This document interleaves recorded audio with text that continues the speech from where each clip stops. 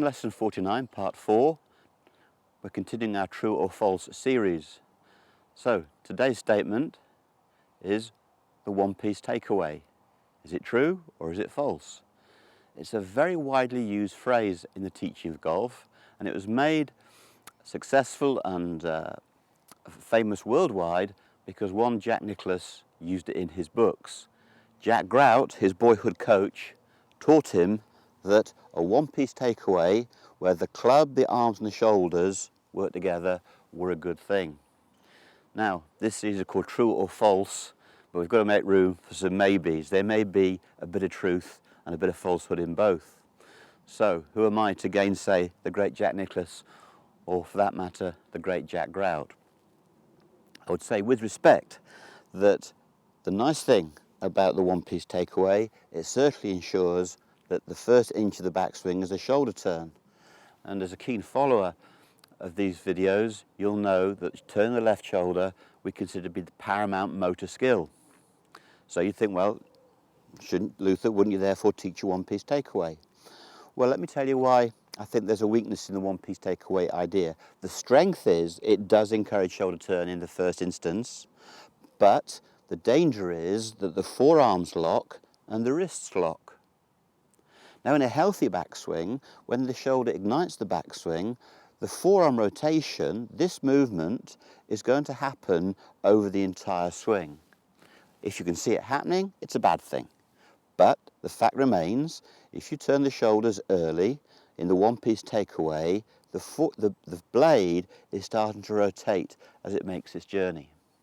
And when I get to the top, you would expect to see 90 degrees of wrist hinge. So, if you overdosed on the medicine of one-piece takeaway, your wrists would be stiff and your forearms would be locked, and you'd end up with a shut face at the top and no wrist hinge. The requirement is we require wrist hinge and forearm rotation combined with a shoulder turn. So this is a phrase we've got to treat with some caution. Yes, we like the concept one-piece takeaway. We have to be careful that the forearms don't lock and that the wrists stay rigid. The forearms have to rotate through 90 degrees and the wrists move through 45 degrees to achieve their 90. And you'll be familiar by now, all the way through, I've been at pains to explain the wrist hinge is 45 degrees to make 90, the forearms are 90 and the shoulder turns. So, true or false? Let's take a bit from each. I would love the first inch of your backswing to be one piece. If you do that, I know you've turned the shoulder. But the moment the shoulder's ignited, let your forearms and wrists do what they should and achieve their own journey. I'll just give you an example and hit a couple of shots. I'm just going down the fairway here. I'm on the 13th tee of the Marquis course at Woburn. So I'm going to give you an exaggerated one-piece takeaway with stiff forearms and stiff wrists. Managed to hit a shot, but you can see as I've come through, I'm restricted. I'll do another one-piece takeaway. I'll do it in slow motion. It's one piece, the face is shut going back, the wrists haven't hinged, the forearms haven't rotated to their complete journey. So here's the jammed, rigid one-piece takeaway.